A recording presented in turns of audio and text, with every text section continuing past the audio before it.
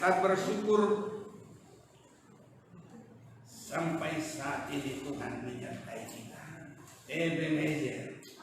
Sampai saat ini Tuhan menyertai kita. Immanuel.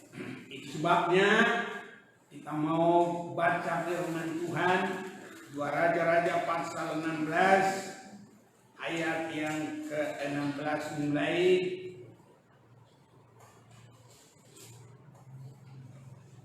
Ayat yang ke-16. Raja-Raja 2 Raja-Raja 6 ayat 16 sebagai ayat permulaan. Jawabnya, jangan takut, sebab lebih banyak yang menyertai kita daripada yang menyertai mereka. Apapun musuh-musuh kita secara rohani, bukan melawan daging dan darah, tapi roh-roh penguasa di udara. Ya, roh penguasa di udara, termasuk penyakit-penyakit yang saat ini menyerang lewat udara, bahkan juga lewat kontak langsung. Ya, itulah yang terkenal saat ini corona.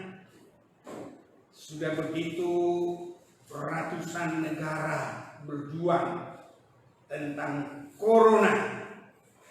Tetapi bagi kita saat ini, siapapun saudara yang ada di sini, baik yang mengikuti lewat siaran langsung, firman Tuhan berkata, jangan takut apapun itu, sebab lebih banyak yang menyertai kita daripada yang menyertai mereka. Artinya juga apapun yang ingin menyerang kita, termasuk virus-virus apa saja pun, Tuhan yang menyertai kita lebih berkuasa dari semuanya. Sering sekali orang malah tambah susah, tambah penyakit karena kekhawatiran, karena ketakutan.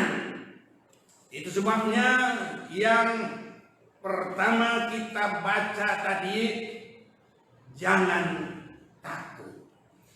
Apapun yang sedang terjadi saat ini, kita jangan takut. Ya, yang penting kita mau mengerti rencana Tuhan, kehendak Tuhan. Jadi kalau kita takut, justru apa yang kita takutkan itu boleh terjadi bagi kita. Tapi kalau kita tidak khawatir, tidak bimbang, karena ada pondasi kita firman, karena ada Tuhan kita yang Maha Kuasa, jangan takut. Dalam Ayub pasal 3 ayat 25, karena yang kutakutkan itulah yang menimpa aku, dan yang kucemaskan itulah yang mendatangi aku. Jadi itu sebabnya kita sudah baca tadi firman Tuhan, jangan takut.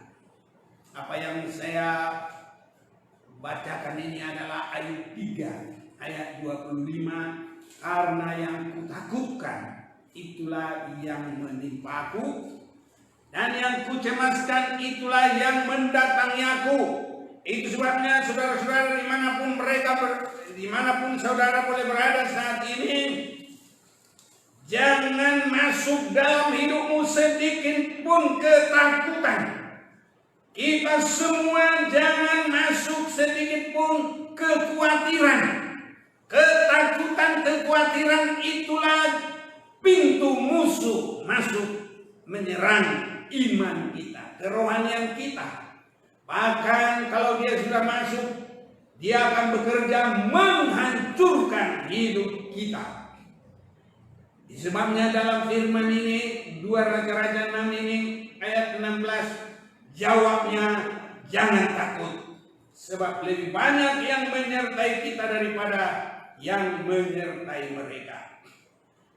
Walaupun ini saya ambil, tapi ini untuk semua, baik juga kita menghadapi apapun yang ingin menghancurkan. Itu bagaikan musuh, apapun yang menakutkan, apapun yang mau merusak kehidupan kita. Tapi kita harus tahu, Tuhan yang menyertai kita adalah lebih berkuasa. Namun harus kita mengerti bagaimana supaya kita benar-benar terlindung, benar-benar dijaga, benar-benar diberkati Tuhan. Jadi tidak asal begitu saja iman yang tanpa pondasi. Apa pondasi iman kita? Iman itu harus keluar dari mendengar firman Kristus. Jadi pondasi iman kita adalah firman Tuhan.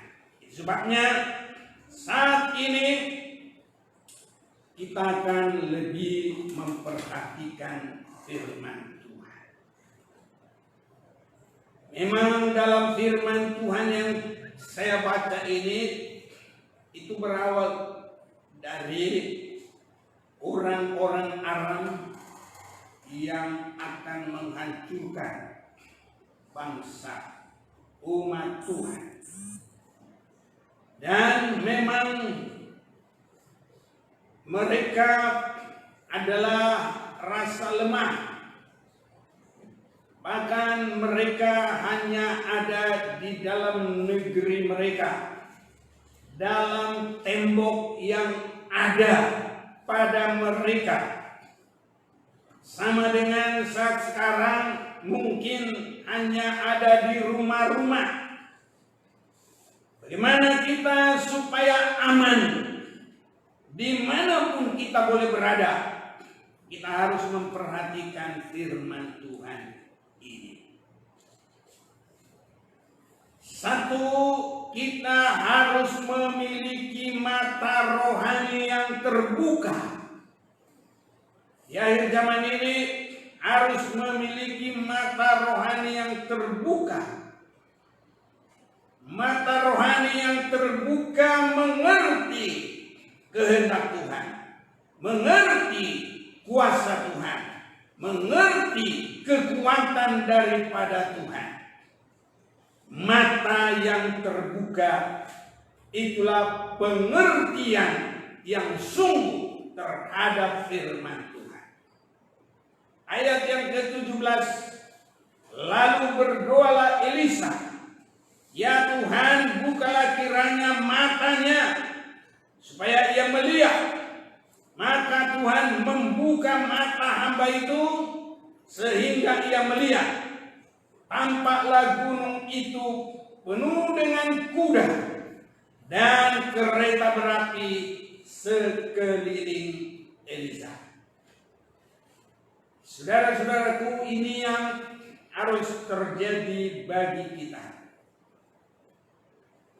Dua di sini sama-sama beriman, sama-sama pengikut Tuhan, Elisa dan hambanya. Tapi tingkat rohaninya tidak sama. Untuk itulah kita semua harus masuk dalam peningkatan rohani di akhir zaman ini. Memiliki mata rohani yang bisa melihat rencana Tuhan, yang boleh melihat kebenaran firman Tuhan. Bahkan juga di akhir zaman ini yang merupakan tangisan dari rasul yang terakhir, itulah Yohanes di Pulau Patmos. Dia melihat ada kitab yang termeterai, ya, tetapi akhirnya juga dia boleh mendapat ketenangan karena ada yang berkata kepadanya supaya dia tenang dalam hidupnya, sama dengan kita saat ini. Di dalam Wahyu pasal 5 ayat 5, lalu berkatalah seorang dari tua-tua itu kepadaku, jangan engkau menangis. Sesungguhnya singa dari suku Yehuda, yaitu tunas Daud, telah menang, sehingga ia dapat membuka gulungan kitab itu dan membuka ketujuh meterainya. Nah, jadi bisa sampai melihat ke dalam rencana Allah secara sungguh-sungguh.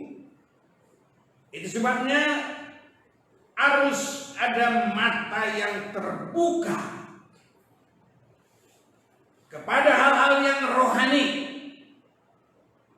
Hamba daripada Elisa ini, sebelum terbuka mata rohaninya, dia bingung. Dia ketakutan. Saat sekarang masih banyak ketakutan. Menghadapi situasi sekarang hanya kuman yang bernama corona. Bahkan hampir di seluruh belahan bumi ini ketakutan atas dia. Sampai-sampai apa yang disebut dengan bahasa sekarang lockdown. Orang hanya di rumah takut diserang si corona ini. Tapi malam hari ini jawaban bagi kita, jangan takut. Sebab lebih banyak yang menyertai kita dari semua yang memusuhi hidup kita, yang ingin membinasakan hidup kita.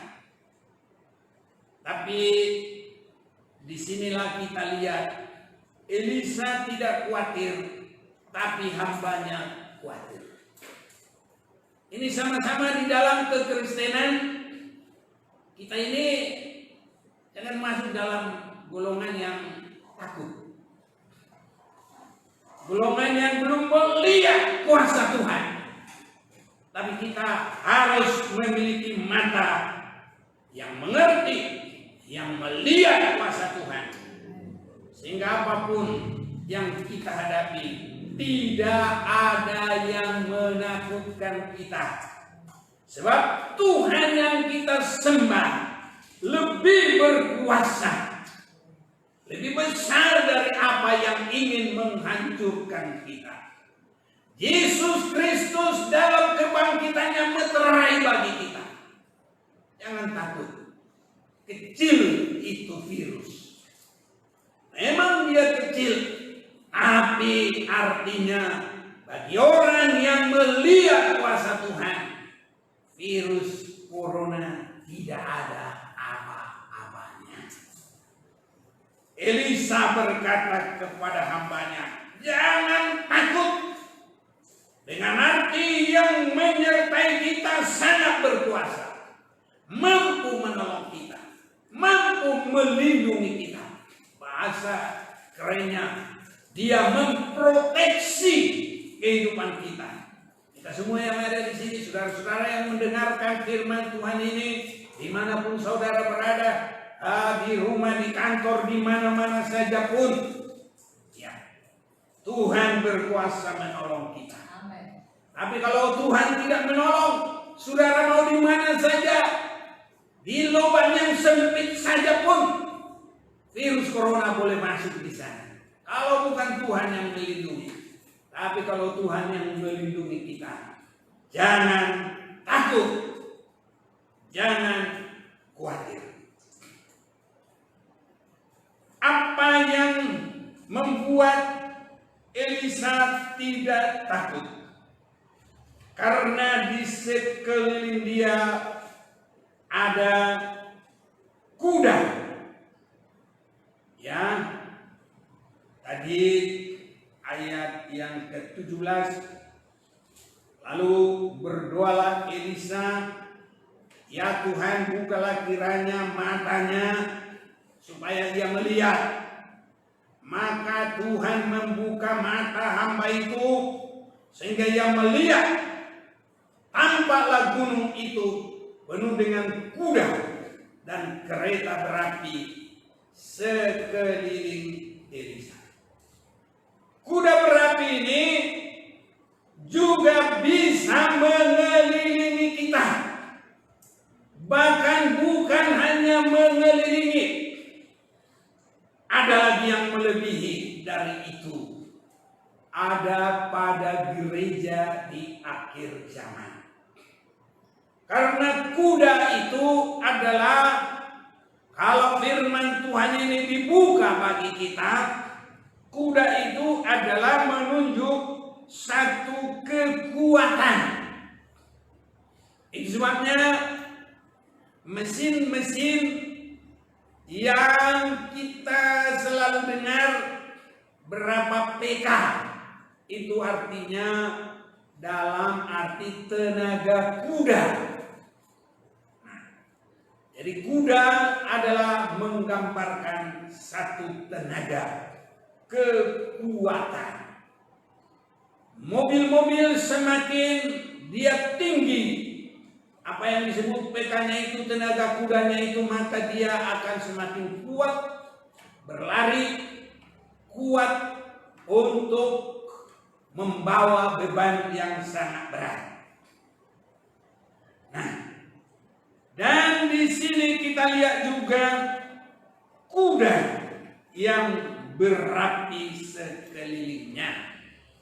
Jadi kalau kuda adalah tadi kekuatan, sekarang kita lihat api. Api di dalam Kisah Rasul pasal yang kedua, kita akan memperhatikan ayat yang ketiga. Dan tampaklah kepada mereka lidah-lidah seperti nyala api yang bertebaran dan hinggap pada mereka masing-masing. Ini adalah kuasa Roh Kudus. Jadi kalau kuda yang berapi adalah kekuasaan dari Roh Kudus, itulah yang menjaga, menolong kita semuanya. Kuasa dari Roh Kudus, kekuatan dari Roh Kudus. Saat sekarang kita di masa yang pribadi Allah yang ketiga. Yang pertama Allah Bapa, ya sudah menyatakan diri dari Adam sampai kepada Abraham. Dan dari Abraham mempersembahkan Ishak, itu menunjukkan masa anak. Yesus Kristus ditutup dengan Yesus mempersembahkan hidupnya di kayu salib. Setelah itu dia bangkit, dia menempatkan diri 40 hari. Dan murid berdoa selama 10 hari. Maka hari 50 adalah hari Pentakosta. Itulah turunnya Roh Kudus yang ditandai dengan lidah api. Jadi kuda adalah menunjukkan kekuatan, dan lidah api menunjuk Roh Kudus. Jadi Roh Kuduslah yang menjaga kita. Dan saat sekarang adalah masa Roh Kudus. Ya, jangan salah-salah, bukan Roh Kudus.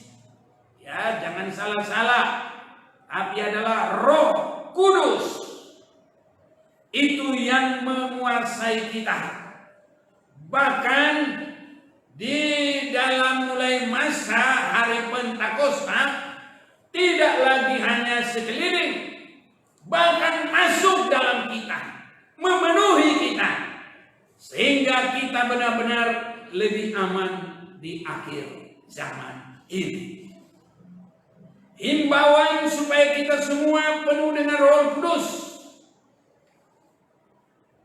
Corona itu terlalu kecil, tidak ada apa-apanya. Kalau kita semua dipenuhi dengan Roh Kudus, maka sama dengan hamba daripada Elisa ini, dia tidak takut lagi. Tampaklah gunung itu penuh dengan kuda dan kereta berapi sekeliling Elisa. Jadi kekuasaan Roh Kudus bersama dengan firman pengertian yang dibuka dengan kuasa Roh Kudus, bahkan itu akan membawa kita luput dari semua apapun kesulitan di bumi ini, termasuk kesulitan yang paling akhir. Itulah kuasa Roh Kudus. Firman Tuhan dan Roh Kudus itu menjadi sayap bagi kita. Kita boleh masuk dalam pemeliharaan. Kalau di dunia ini sudah kekacauan terakhir, sekarang corona ini baru hanya kecil saja, belum apa-apa, ya. Tapi nanti yang terakhir Roh Kudus menolong kita, di mana saat itu kuasa antikris menyerang umat Tuhan. Itulah tenaga yang terakhir, kuasa yang terakhir, kuasa antikris menyerang. Tapi mereka yang hidup dalam firman dan dalam kuasa Roh Kudus, justru kalau dunia ini sudah diserahkan kepada antikris, tapi orang yang benar-benar penuh dengan Roh Kudus dan sesuai dengan firman, hidupnya dibawa ke pemeliharaan Allah, disebut di padang belantara yang tidak bisa dilihat oleh kuasa antikris. Aman dari segala apapun, mulai kesulitan-kesulitan yang paling kecil-kecil sampai kesulitan yang paling besar. Sekarang baru kesulitan yang kecil. Jangan sampai kita kalah. Baru permulaan, belum kepada kuasa antikris yang terakhir.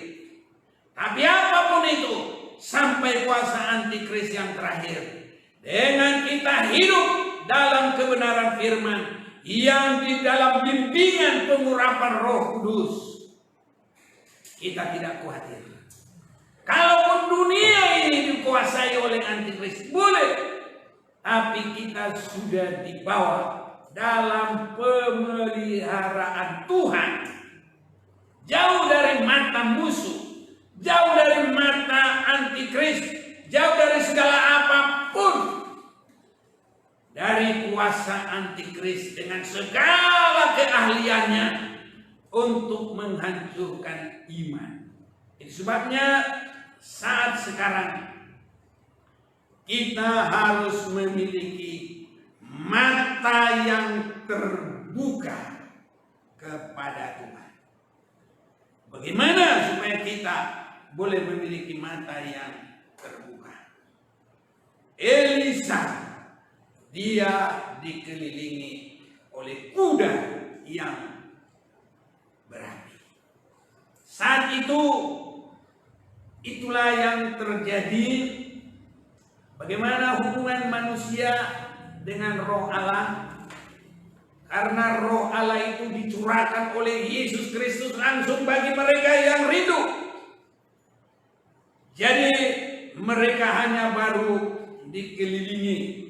Tetapi di akhir zaman ini, untuk kita menghadapi semua kesulitan, Roh Kudus itu bukan lagi mengelilingi, tapi langsung ada di dalam umatnya.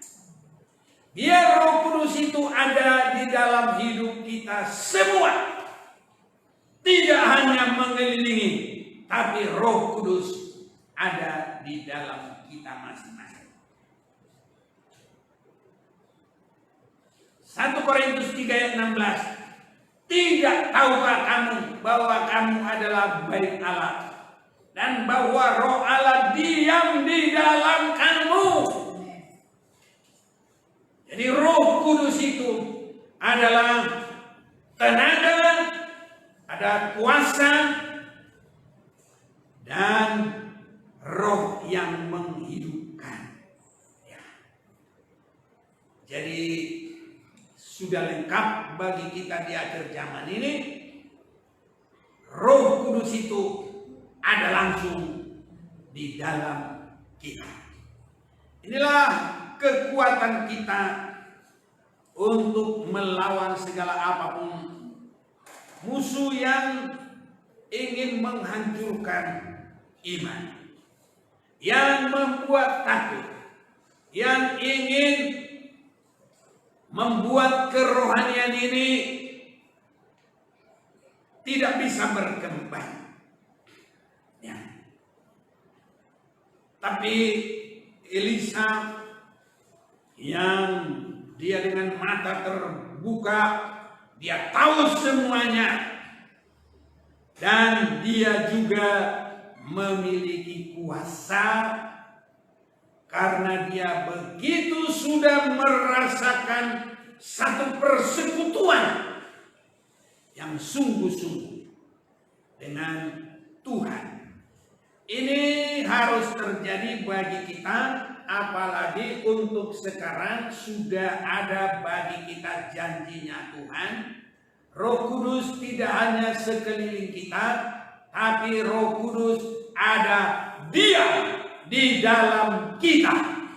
Bukan roh ketakutan, bukan roh kebimbangan, tapi roh kuasa yang mengalahkan segala ketakutan, bahkan yang mengalahkan segala kuasa apapun yang ingin menghancurkan. Bahkan bila perlu dunia ini boleh dikuasai oleh antikris, tapi kita sudah ada kuasa untuk terbang, dibawa kepada penyingkiran sampai semua perjalanan dunia ini selesai. Tapi umat Tuhan aman bersama dengan Tuhan dengan kuasa firman dan kuasa Roh Kudus. Maka tidak ada lagi sekarang ini bagi kita untuk tidak bergumul, supaya kita dipenuhi dengan Roh Kudus. Ini sangat dikehendaki Tuhan bagi kita di akhir zaman ini. Apa juga Rasul Paulus berkata kepada jemaat di Efesus. Kita akan membaca dalam suratan Efesus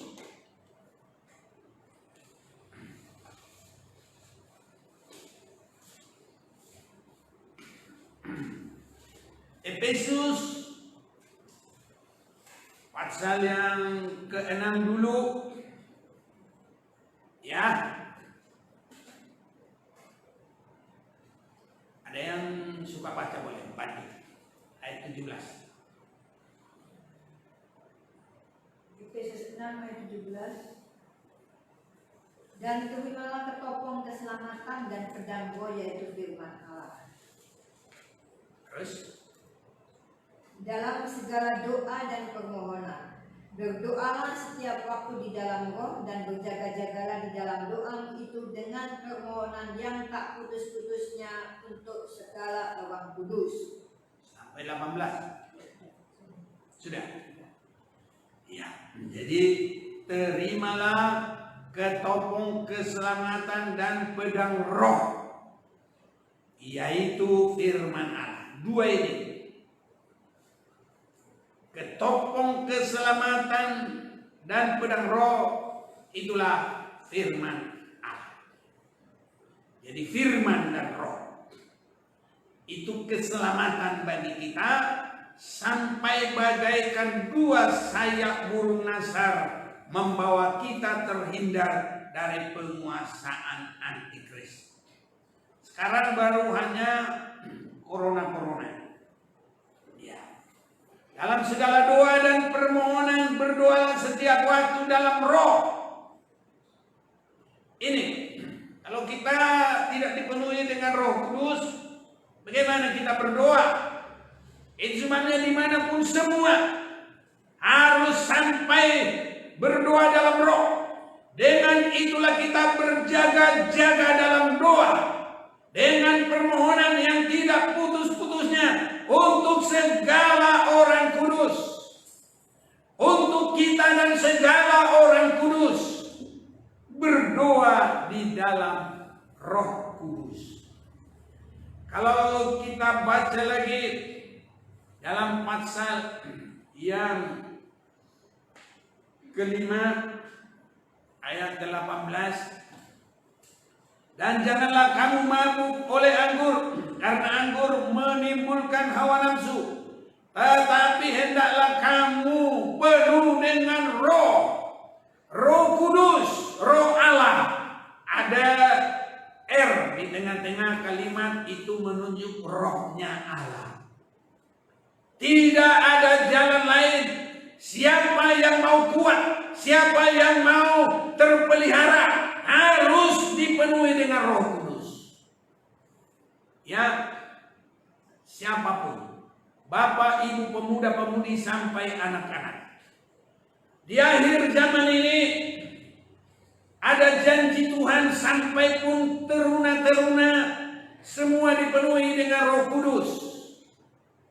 Di dalam Kisah Para Rasul, kalau kita baca Kisah Para Rasul pasal yang kedua,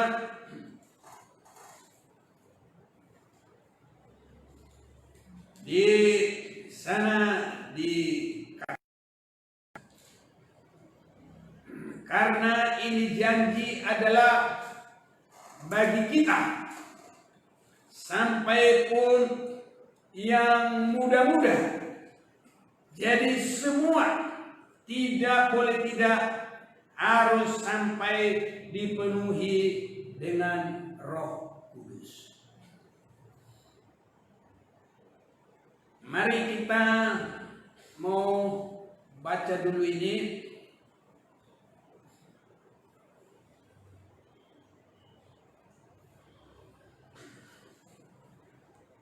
Ayat yang ke-17. Akan terjadi pada hari-hari terakhir. Inilah kita sekarang ini. Demikianlah firman Allah, bahwa Allah akan mencurahkan Rohku ke atas semua manusia. Maka anakmu laki-laki dan perempuan akan berbuat, dan teruna-terunamu akan mendapat penglihatan-penglihatan, dan orang-orangmu yang tua akan mendapat mimpi. Juga ke atas hambaku laki-laki dan perempuan akan kucurahkan Rohku pada hari itu, dan mereka akan berbuat, dan aku akan mengadakan mujizat-mujizat di atas di langit, dan tanda-tanda di bawah di bumi, darah dan api, gumpalan-gumpalan asap.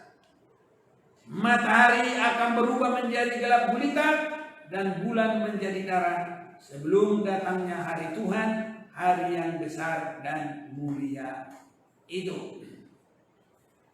Nah, ini akan mengarah kepada hal ini. Jadi apa yang kita lihat ini semua adalah masih permulaan, namun kita harus jeli. Mata yang terbuka memandang bahwa kita harus sampai dipenuhi dengan Roh Kudus. Sama dengan hamba daripada Elisa, tadinya dia tidak melihat. Yang tahu itu melihat itu hanya Elisa. Banyak orang tidak mengerti tentang Roh Kudus. Tapi sekarang kita harus mata terbuka. Kita harus dipenuhi dengan Roh Kudus. Ini adalah janji Tuhan untuk hari-hari yang terakhir. Jelas sekali Kisah Rasul 2 ayat 17 ini akan terjadi pada hari-hari terakhir. Demikianlah firman Allah, bahwa aku akan mencurahkan rohku ke atas semua manusia. Kita harus membuka hati. Maka anak-anakmu laki-laki dan perempuan akan bernubuat. Hanya saya akan menyampaikan kepada kita saat sekarang ini banyak orang melewati firman Tuhan. Ya, banyak orang melewati firman Tuhan. Kenapa saya katakan melewati firman Tuhan? Karena nubuat dan penglihatan sudah tidak dikontrol lagi oleh firman Tuhan. Ya, tidak dikontrol lagi oleh firman Tuhan. Itu sebabnya nubuat dan penglihatan ada masanya nanti akan mengalami sesuatu kekecewaan. Orang yang bernubuat dan orang yang berpenglihatan. Nah, ini harus hati-hati. Orang yang suka bernubuat dan berpenglihatan. Di dalam Matius pasal yang ke-7 ayat yang ke-21, bukan setiap orang-orang yang berseru kepadaku Tuhan, Tuhan akan masuk ke dalam kerajaan surga, melainkan dia yang melakukan kehendak Bapakku yang di surga. Pada hari terakhir banyak orang akan berseru kepadaku Tuhan, Tuhan, bukankah kami bernubuat demi namamu, mengusir setan demi namamu, dan mengadakan banyak mujizat demi namamu juga? Pada waktu itu lah aku akan berterus terang kepada mereka dan berkata, aku tidak pernah mengenal kamu, nyala daripadaku, kamu sekalian pembuat kejahatan. Salahkah bernubuat? Tidak. Kalau kita memperhatikan firman Tuhan ini, bernubuat demi nama Tuhan, salahkah? Tidak. Mengusir setan demi nama Tuhan, salahkah? Tidak. Mengadakan banyak mujizat demi nama Tuhan juga tidak salah. Tapi yang salah bernubuat dan berpenglihatan melebihi dari firman Allah.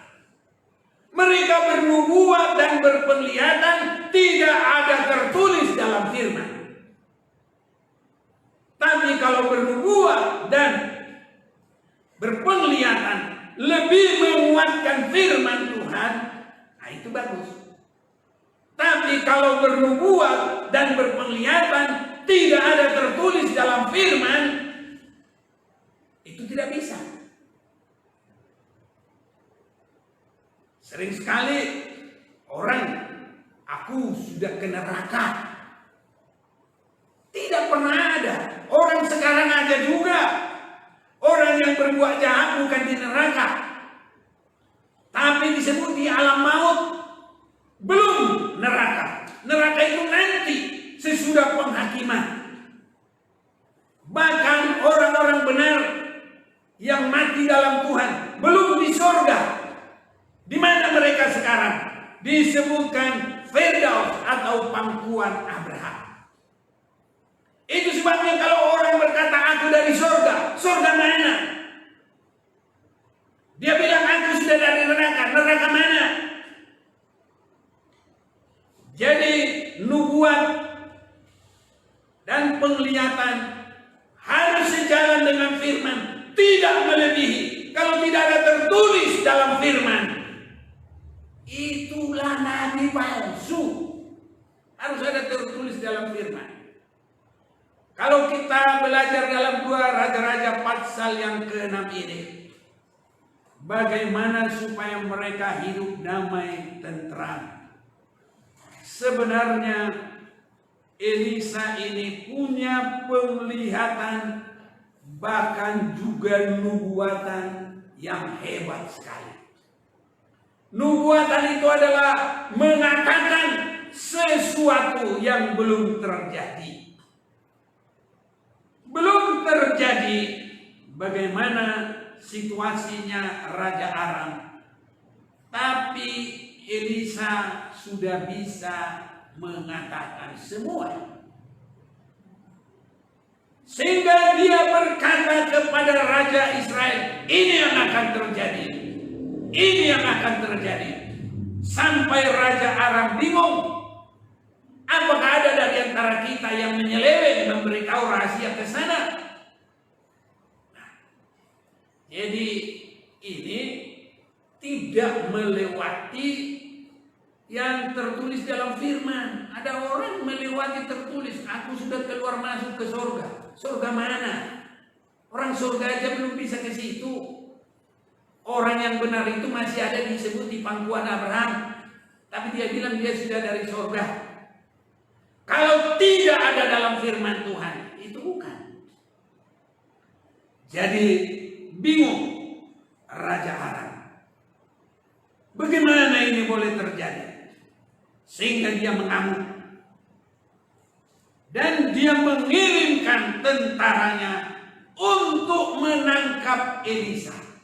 Itulah latar belakang daripada apa yang kita baca tadi. Tapi dalam semua itu, Elisa juga sudah tahu semuanya. Dan karena hidupnya juga adalah dikuasai oleh Roh Kudus, nanti kalau sudah yang mau tangkap dia itu sudah datang semua, dia hanya berdoa kepada Tuhan. Tuhan, butakanlah orang ini. Dibutakan, tidak bisa berbuat apa-apa. Habis itu, apa yang kamu mau cari, saya akan bawa kamu ke sana. Dibawa kepada musuhnya, dibawa kepada raja, di dalam raja orang Israel. Sesudah kelompok yang mau menangkap dia itu sampai di Israel, itu sudah merupakan terkepung, gak bisa lagi apa-apa. Dan dikuasai kerajaan dan tentara orang Israel. Dan Elisa berdoa lagi, bukalah matanya Tuhan. Maka mata orang-orang itu terbuka. Dan mereka sudah tahu kalau mereka ditawan. Jadi apa yang merupakan nubuatan, perkataan daripada Elisa sebelum terjadi, ya itu nubuatan melengkapi situasi itu. Sebenarnya nubuatan penglihatan hanya melengkapi sebatas kebenaran firman. Tapi sekarang kebablasan. Mungkin karena mereka tidak mengerti firman, tidak ada dalam firman, nubuatan mereka sudah ada ke situ. Ini banyak tidak mengerti. Hati-hati, bernubuat pun nanti justru nggak ada apa-apanya, ya. Dan itu nanti semua akan mengalami kekecewaan. Tapi kalau firman yang dibukakan itu merupakan firman nubuat. Ya, jadi nubuat dengan firman nubuat ya berbeda. Nubuatan melengkapi supaya dalam kebenaran firman. Tapi kalau firman nubuat harus jadi pegangan. Firman nubuat apa firman nubuat? Itulah firman yang dibukakan. Sama dengan apa yang disampaikan oleh Elisa. Ya semua dia beritahu. Sampai Raja Aram kebingungan. Siapa dari antara kita yang membelok, yang membuka rahasia? Dalam 1 Petrus pasal atau 2 Petrus saya akan baca pasal yang pertama ayat yang ke-19. Dengan demikian kami makin diteguhkan oleh firman yang telah disampaikan oleh para nabi. Ini firman sama dengan yang disampaikan oleh Elisa. Alangkah baiknya kalau kamu memperhatikannya sama seperti memperhatikan pelita yang bercahaya di tempat yang gelap sampai fajar menyingsing dan bintang timur terbit bersinar di dalam hatimu. Inilah melengkapi perjalanan mereka supaya tentara Raja Aram tidak menguasai mereka.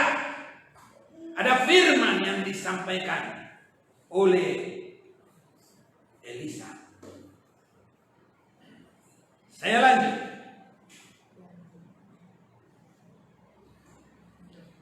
Yang pertama harus kamu ketahui ialah bahwa nubuat-nubuat dalam kitab suci tidak boleh ditafsirkan menurut kehendak sendiri. Jadi harus firman yang dibuka. Dan siapa yang membuka, saya beri sedikit pengertian untuk itu. Harus yang dibuka oleh anak domba Allah. Itu di dalam Wahyu pasal 5. Namun belum sekarang. Jadi bukan nubuat-nubuat yang asal-asalan dibuka oleh orang yang ingin bernubuat. Firman yang dibuka hanya oleh anak domba Allah. Itu yang membuka kitab yang tertutup. Nah ini sekarang sudah ada nubuat-nubuat semaunya sendiri. Aku melihat surga, surga mana? Aku melihat neraka, neraka mana? Kalau dia bilang aku melihat alam maut, ya kali-kali ada. Tapi dari alam maut juga nggak ada yang boleh naik lagi. Di dalam Lukas pasal yang ke-15 itu, 16. Dari sini tidak boleh lagi ke sana. Ada yang memisahkan. Biarlah mereka memperhatikan kitab-kitab Musa dan kitab para nabi-nabi. Bukan orang yang dari neraka itu memberi sesuatu seolah-olah itu lebih menakutkan. Oh, nanti bisa-bisa ditolak semua. Itu sebabnya tidak boleh melebih-lebihkan firman yang dibuka. Itulah oleh korban anak domba Allah. Sebab tidak pernah nubuat dihasilkan oleh kehendak manusia, tapi oleh dorongan Roh Kudus orang-orang berbicara atas nama Allah. Jadi firman yang dinubuatkan itu firman yang dibuka. Ini sangat penting sampai Yohanes murid Yesus dia menangis. Siapa yang bisa membuka kitab itu supaya itu menjadi firman nubuat? Tapi dia berkata jangan nangis. Ya, singa Yehuda, anak domba, dia telah berkenan membuka gulungan itu. Jadi bukan asal nubuat-nubuat yang asal-asalan. Dan bukan nubuat-nubuat yang tidak ada di dalam firman. Jelas sekali saya boleh sampaikan, orang belum bisa ke surga saat ini. Hanya kita tahu itu dari suasana Wahyu pasal 21-22 itu saja. Nubuat-nubuat belum ada. Orang yang masuk ke neraka itu belum ada. Neraka saja kita belum tahu di mana sekarang. Orang jahat itu di mana kalau begitu? Itu di alam maut. Orang benar itu di mana kalau begitu? Itu di pangkuan Abraham dan disebut itu di Firdaus. Makanya Yesus berkata, waktu ada seorang di sebelah kanannya, ya, kalau dia sebagai dinyatakan orang benar, Yesus berkata, hari ini juga engkau bersama saya di Firdaus, bukan di surga. Ya. Jadi kita harus semakin mengerti firman yang dinubuatkan. Itulah sebagai pegangan yang sungguh, yang dibuka pengertiannya. Kalau nubuat-nubuat biasa adalah membawa kita semakin sesuai dengan firman. Sama dengan apa yang dikatakan oleh Elisa, itu sudah merupakan nubuat karena dia memberitahu yang akan datang. Belum terjadi, dia beritahu supaya bangsa Israel mulus dan berkemenangan. Saat sekarang kita tidak terlalu jauh ke situ, kita harus sampai memperhatikan.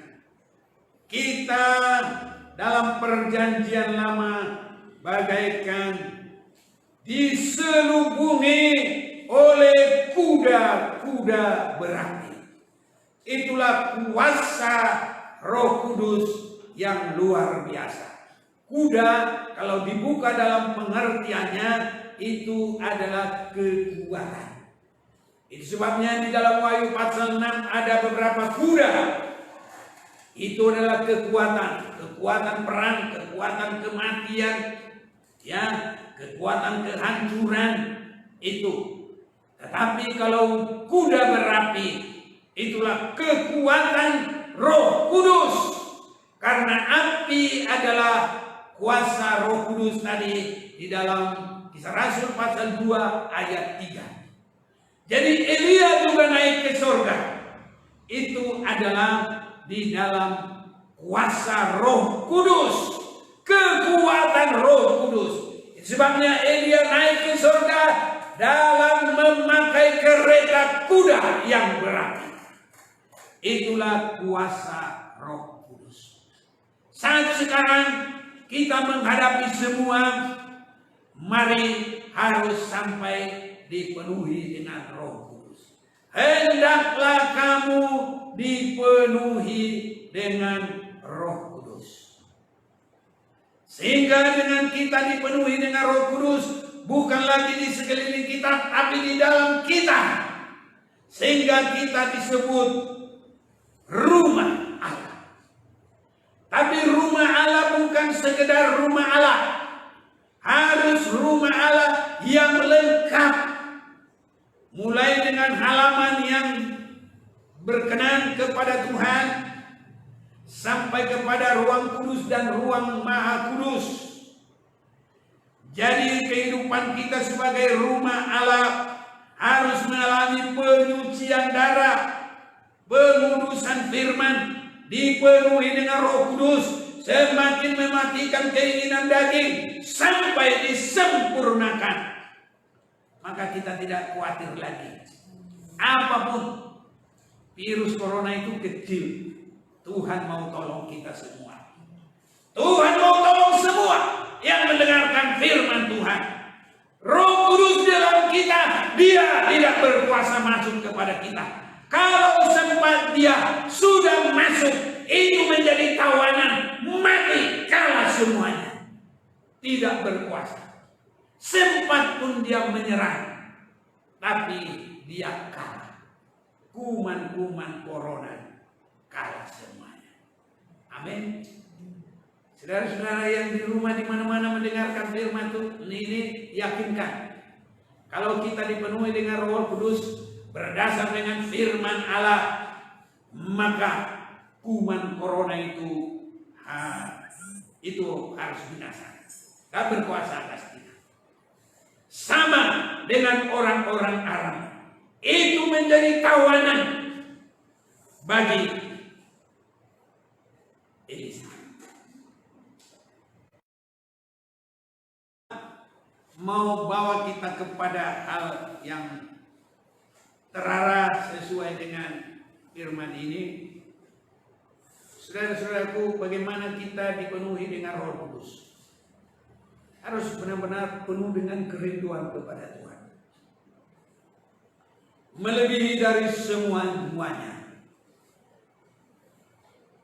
Dan di dalam kerinduan ini tidak hanya kerinduan sama dengan orang jahat, karena dia sudah mau ketangkap, sungguh-sungguh dia berdoa kepada Tuhan, Tuhan tolong supaya saya tidak ketangkap. Tapi kerinduan kita harus diawali dulu kesadaran. Saya sudah percaya akan firman Tuhan, harus benar-benar minta ampun kepada Tuhan, mengaku segala dosa, dan merindukan hidup benar di hadapan Tuhan. Kalau Roh Kudus melihat itu, maka kita sudah mengalami penyucian darah Yesus. Baru dengan kerinduan yang semakin dalam, maka Roh Kudus itu masuk dalam kita. Orang yang sudah dipenuhi dengan Roh Kudus, kalau hidupnya dimasuki dosa lagi, Roh Kudus itu juga keluar. Tapi kalau kita penuh dengan kerinduan untuk hidup benar di hadapan Tuhan, maka semua kejahatan, semua dosa keluar, semua kelemahan keluar. Maka yang masuk adalah Roh Kudus, dan kita menjadi pemenang. Dan penyerahan kita bukan hanya penyerahan sebentar, tapi harus penyerahan total.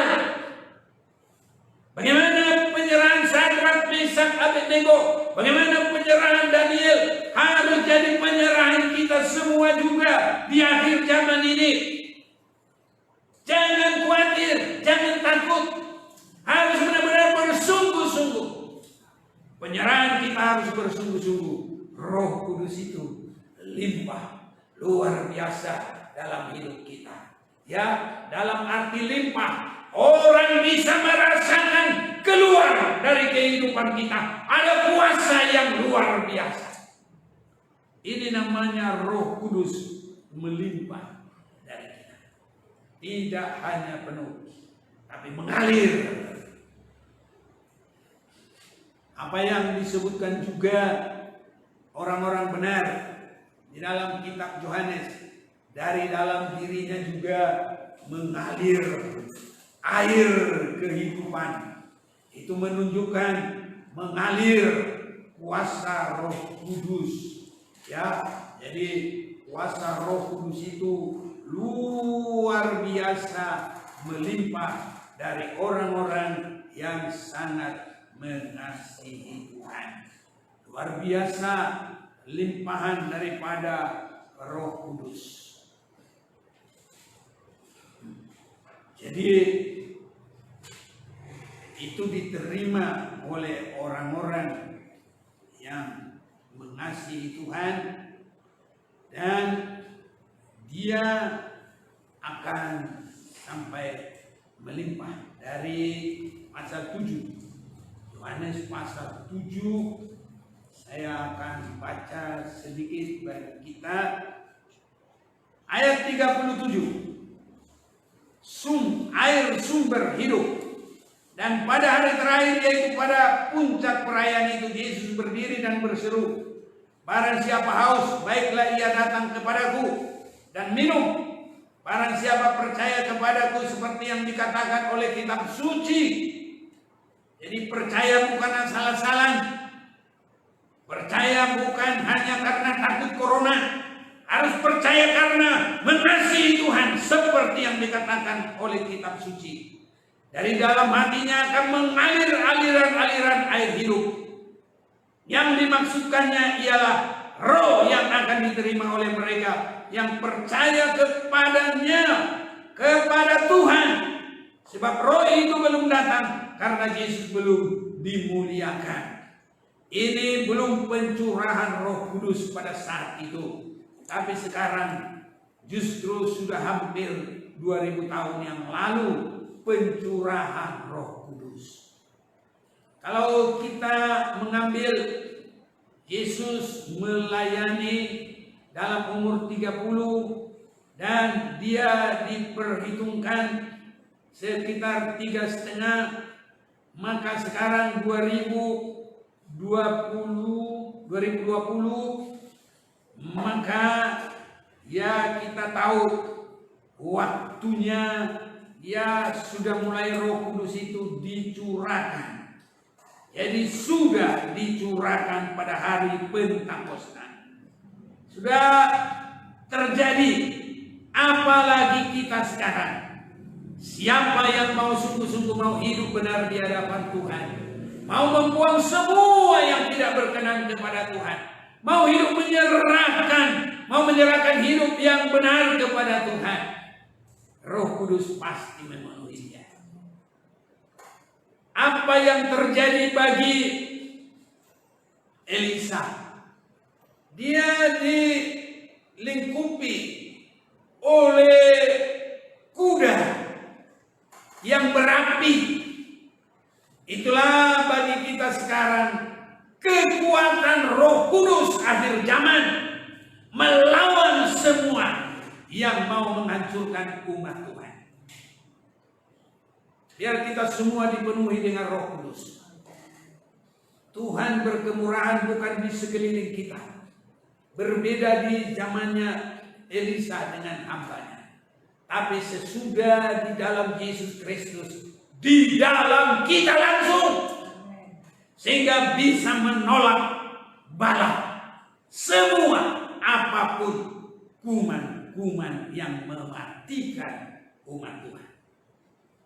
Itu sebabnya kalau Tuhan berkenan memanggil kita, ya tidak pun harus dengan sakit, kita bisa berangkat dengan sehat. Kalau dia panggil kita, ya kita berangkat. Tidak harus sulit-sulit. Jadi Tuhan menolong kita semua sampai kita menggenapi rencana Tuhan. Kalau kita dipanggil sebelum dia datang, kita adalah dipanggil di dalam panggilannya. Kematian orang-orang benar. Kalau dia datang, kita akan diubah sekejap, dan setelah itu bersama dengan Tuhan. Itu sebabnya saat-saat sekarang berdoa dipenuhi dengan Roh Kudus. Kita yang ada di sini, saudara yang ada di mana-mana pun berada, berdoa dipenuhi dengan Roh Kudus, supaya kita semua bagaikan Elisa. Dengan hambanya, kalau matanya sudah terbuka, dia tidak khawatir lagi. Yang menyertai kami adalah lebih berkuasa dari musuh.